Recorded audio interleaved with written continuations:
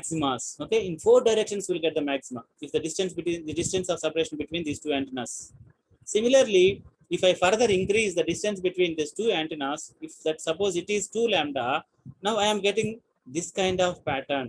Okay, here we are getting these are the 4 main lobes we are getting, and these are the side lobes here. Okay, you have to keep in your mind. Okay, these things we are going to use for calculating the radiation pattern of different antenna arrays of different number of elements. Okay, see here pattern multiplication.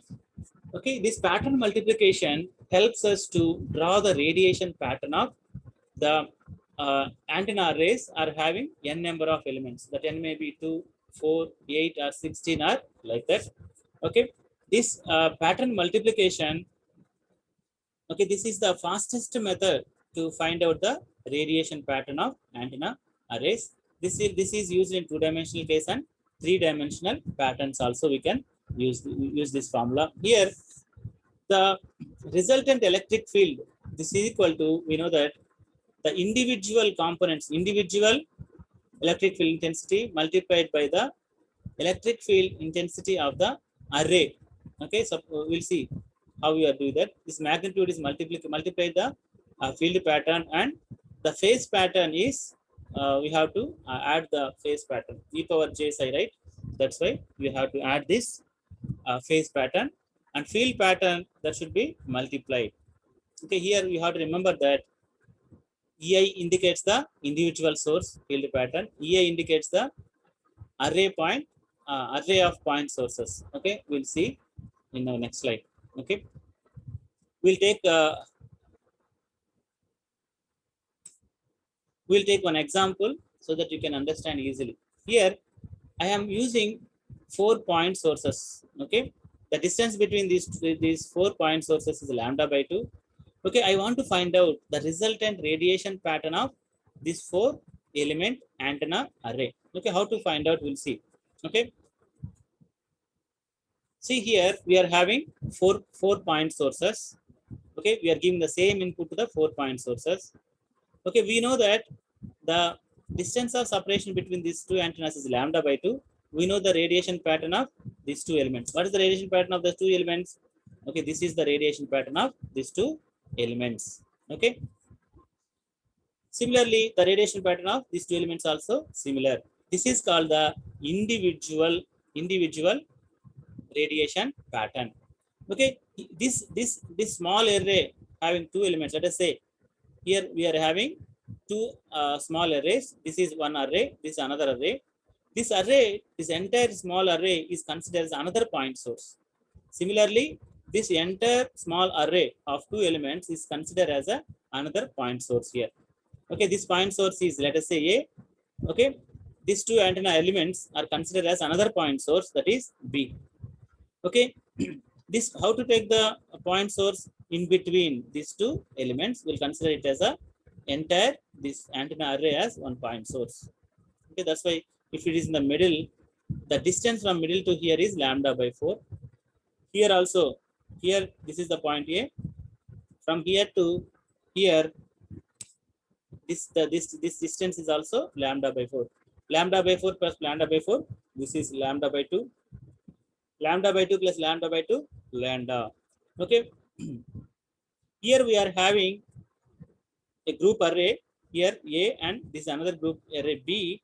The distance between these 2 antenna, this point sources is lambda. Therefore, the resultant, what is the resultant? If the distance between these 2 elements is lambda, we are getting this pattern. This is the group pattern. This is the individual pattern. Okay, the resultant radiation pattern is equal to the multiplication of the individual pattern, and this is the group pattern of array of 2 point sources. Dear students, please understand this concept. Here, this is the individual radiation patterns of these 2 elements, and here we are considering this individual group sources. Okay, this is considered as one point source. Now this is the group pattern. Okay, that's why if you multiply these 2, see total how many is there. This is This is 1, 2, and 3. Therefore, the resultant radiation pattern also is having 3. This is main lobe 1. This is 2 side lobes. You have to remember this. Okay. Here, I have not using any scale to draw these radiation patterns. That way, this is not that much clear. Okay. But if you multiply this individual and group patterns, we are getting the resultant pattern like this. Okay. We'll take one more example.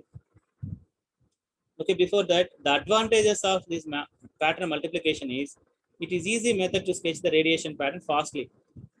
Okay, if you want to uh, draw the radiation pattern, you want to find out the radiation pattern generally, you have to measure at different points in the that far field region. You have to calculate the radiation intensity and you have to plot the radiation pattern. But using this method, you can able to sketch the radiation pattern easily, and also to design complicated arrays. Okay, this method is useful. Okay, we'll take one more example here.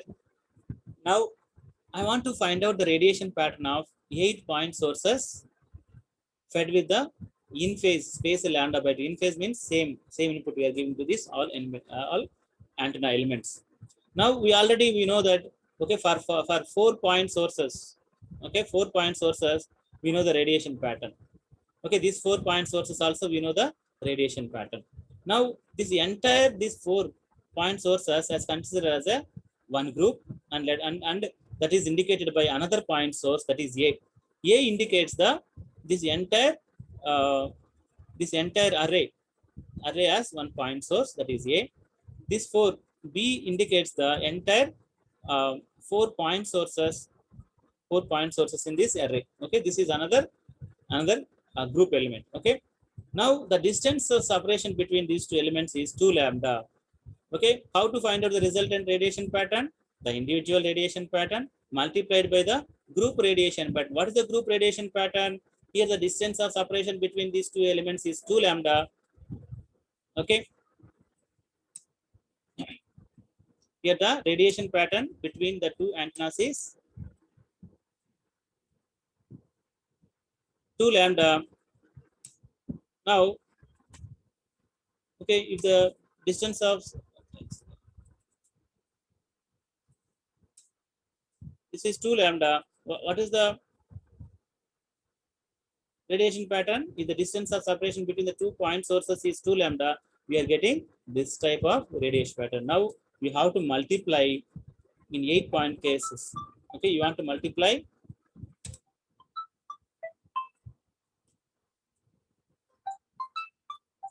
One second, Amma, please. I'm getting a call. Okay, please excuse me for 1 minute.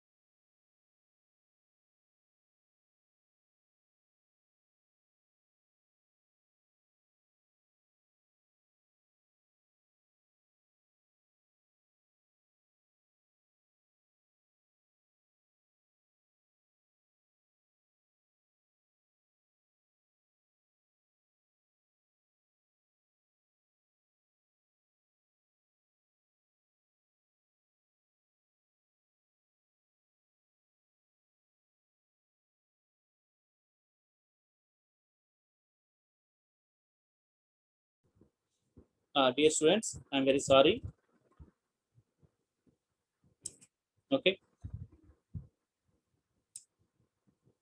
here this 8-point sources case, if you want to find out the radiation pattern. Okay, here this is the individual pattern and this is the group pattern. Okay, what is the individual pattern? This is the individual pattern we already calculated in our earlier problem. Now what is the group pattern? This is the group pattern. Okay, group pattern. The distance of these two elements is 2 lambda. That's why we are getting this type of radiation pattern. Okay, now the resultant radiation pattern is we multiply these two patterns, we are getting this way. See how here it is having three lobes. Here we are having 4 lobes. This is 1, 2, 3, and 4. 3 plus 4, 7. That's why we are getting this is the main lobe, and one main lobe and six minor lobes or 6 side lobes are we're getting. You have to remember this is the shape. In this way, we can able to plot different radiation patterns of different antenna arrays are having different elements. Okay. Uh, okay. This is about the broadside array and pattern multiplication. Now we have to discuss about the end fire array case also. Okay, what is end fire array? Okay, what is the main difference between broadside array and end fire array? In broadside array, the maximum radiation is perpendicular to the direction of the perpendicular to the antenna axis. In end fire array, the radiation is maximum along the antenna array axis or parallel to the antenna array axis. Okay, here we'll consider the same thing n elements case. Okay, one main difference is, okay, you have to understand this term psi.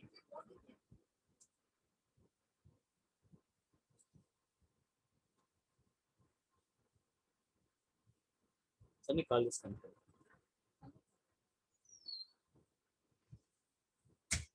Dear students, I'm very sorry. Here, the main difference is broadside array and end fire array. This is the phase angle, right? Psi is equal to BD cos pi.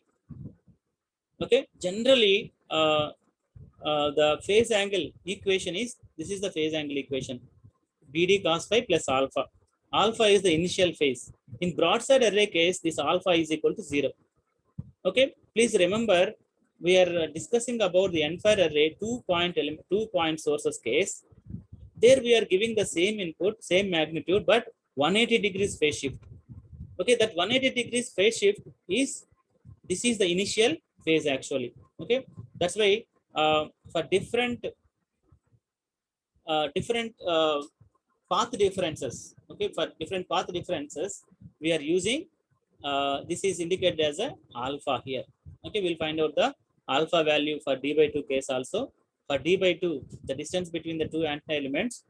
Okay, in end fire array case, alpha is equal to 180 degrees we'll get. Okay, that we'll see later. Okay, now here what you have to remember is, for broadside array case, psi is equal to BD cos phi, alpha is equal to 0, and end fire array case, we are having some initial phase. Okay, that initial phase is depending on the d value, the distance between the two successive antenna elements. Okay, therefore, if you want to find out the maximum radiation case, broadside in end fire array, the maximum radiation occurs at phi is equal to 0 and phi is equal to 180 degrees.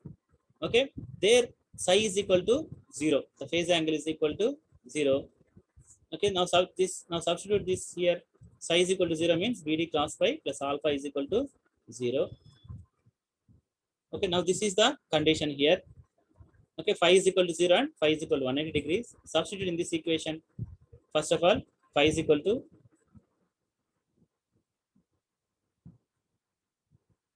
phi is equal to 0, cos phi is equal to cos 0 is equal to 1. Therefore, BD plus alpha is equal to 0. Therefore, alpha is equal to minus BD. Similarly, second case, phi is equal to 180 degrees. That is BD cos 180. Cos 180 is equal to minus 1. Therefore, minus BD plus alpha is equal to 0. Therefore, alpha is equal to plus BD and alpha is equal to minus BD. Therefore, combining these two conditions, now alpha is equal to plus or minus B into D. What is the beta? Beta into D. Sorry, beta is the phase shift constant and D is the separation, the distance of separation between the two successive antenna elements, that is D. Okay, now if you substitute D is equal to lambda by 2. Okay, please try to remember the earlier case, the 2-point sources case. Okay, there the phase difference between the two inputs is 180 degrees. How we are getting 180 degrees is like this. Now substitute here d is equal to lambda by 2 and beta is equal to 2 pi by lambda, alpha is equal to plus or minus beta is equal to 2 pi by lambda, d is equal to lambda by 2, this is equal to plus or minus pi. This is the 180 degrees. The initial phase for end-fire array case, if the distance between the two antenna elements is lambda by 2, then the initial phase is plus or minus pi. Suppose if the distance of separation between the two antennas is lambda by 4, now the initial phase is equal to pi by 2. Pi by 2 means that is 90 degrees. In this way, we have to compute the initial phase. Okay, initial phase equal to plus or minus b into t. That is the only thing. Remaining everything is similar only. Okay, only phase angle only changes. The entire equations, everything is similar. Okay, first we will find out the direction of maxima after direction of minima, and we will find out the beam width also. Okay, how to find out the direction of maxima? Direction of maxima, this condition is called Shelkunov, is a scientist name. For the maximum can be find out, okay, from this equation. Okay, how when this will become maximum, and this when the sign term is equal to 1, the sign maximum value was only 1, right? Okay, that's why when this term equal to 1, provided sin psi by 2 is not equal to 0, then we can able to find out the maxima condition. Okay, that is sin n psi by 2 is equal to plus or minus 1. Apply sin inverse on both sides of this equation. We are getting this. When the sin term will become 1, sin pi by 2, sin 3 pi by 2, and sin pi pi by 2. Okay, if you substitute different values of m here, we are getting different psi values. Okay, now simple. This 2 and this 2 get cancelled. This n will go here. This will become pi by n. Now, if you solve this equation for psi is equal to bd cos phi plus alpha, this you have to remember. Okay, in end-fire array case, there is a initial phase term is there. For BSA, the initial phase is 0. Okay, if you substitute this equation, we are getting phi max is equal to cos inverse of 2m plus 1 into pi divided by b and d. Simple calculation. How we are getting this plus 1 here? Here alpha is equal to minus bd, we know. Okay, what is the value of alpha? Is equal to plus or minus bd. Okay, to substitute here, alpha is equal to minus bd. Okay, okay, we'll take the alpha is equal to minus bd. Okay, then minus or minus will become plus, and you will get this expression. This is the expression for the maxima. Okay, maxima, phi maxima. Okay, this is a phi maxima means this is the maximum of side lobe maximas. Okay, similarly, see here for different values of m. Let us say m is equal to 1, n is equal to 4 elements case. The distance between two elements is lambda by 2, and beta is equal to 2 pi by lambda, alpha is equal to minus t minus bd. If you substitute in this equation, we are getting the maxima, the side lobe maxima is at 104 degrees. We are getting one side lobe maxima, and this is another maxima. If you substitute m is equal to 0 and n is equal to 4, okay, okay, I will explain this. Substitute here m is equal to 0, n is equal to 4, d is equal to lambda by 2, beta is equal to 2 pi by lambda, alpha is equal to minus gd in this equation. M is equal to 0, right? This term will become 0. 1 into pi.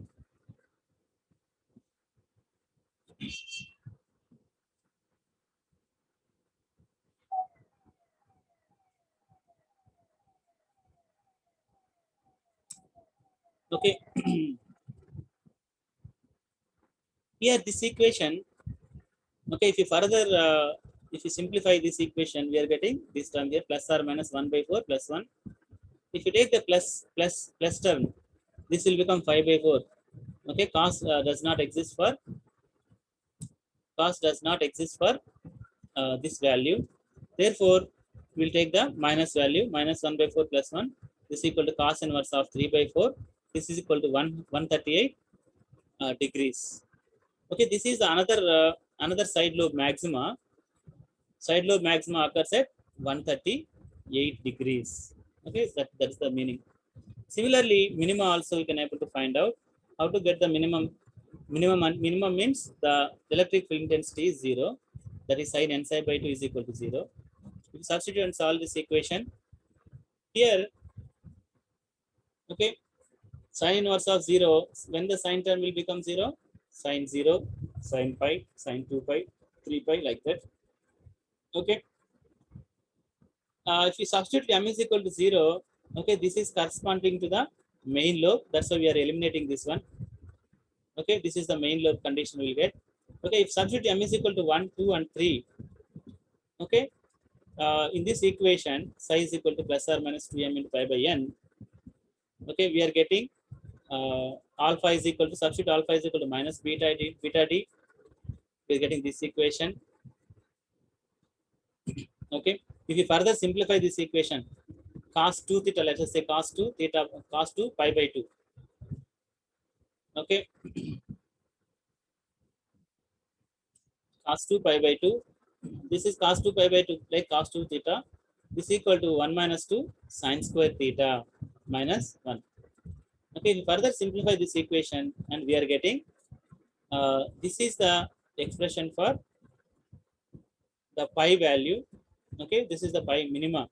Okay, if you substitute m is equal to 1 case, okay, in this expression, this phi value is equal to 60 degrees. At 60 degrees, there is one minima. This meaning is at 60 degrees, we are getting a one minima. Minima means that electric field is 0. Similarly, if you say place m is equal to 2, okay, if you simplify this equation, we are getting phi is equal to 90 degrees. At 90 degrees also, there is one minima. If you take case 3, m is equal to 4, at 120 degrees, there is another minima. Okay, like this.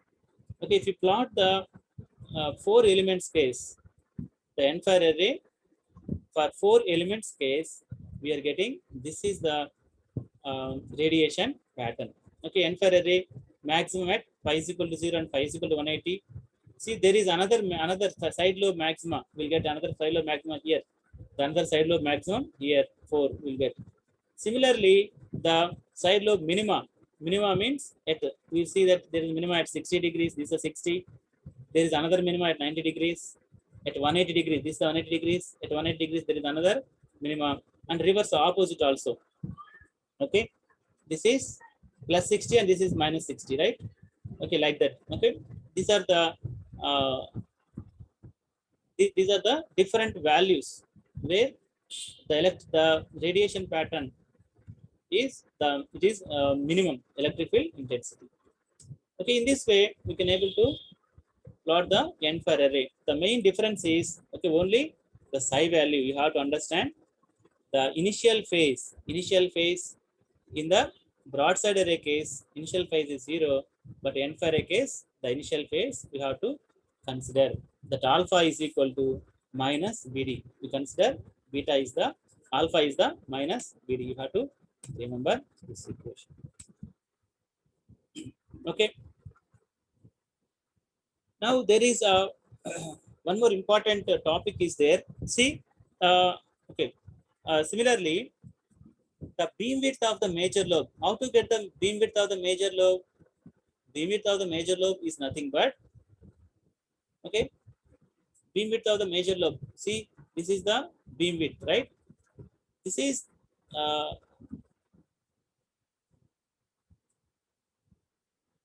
beam width of the major lobe. Okay, 5, you know the value of 5 major lobe. Okay, this is the 5 maximum.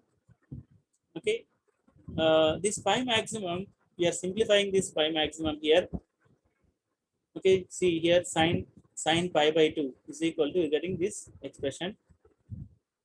If phi is small, okay, sin phi is very small. That's why sin pi by 2 is equal to sin pi by 2 is equal to pi by 2. If you substitute in this equation, we're getting this equation.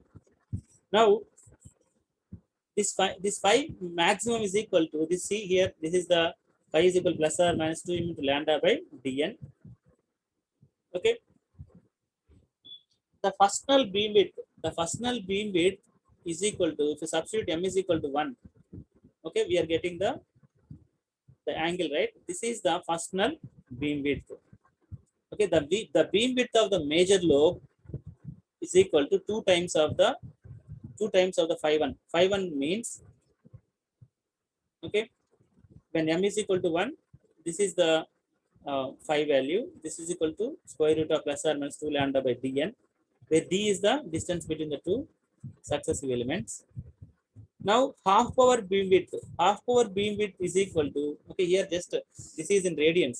I am writing this is in radians and this is in degrees. That's why we are getting this one. Okay, this is first null beam width and this is the half power beam. How to get the half power beam width? First null beam width divided by 2 is the half power beam width. Okay, this about the half power beam width and first null beam width.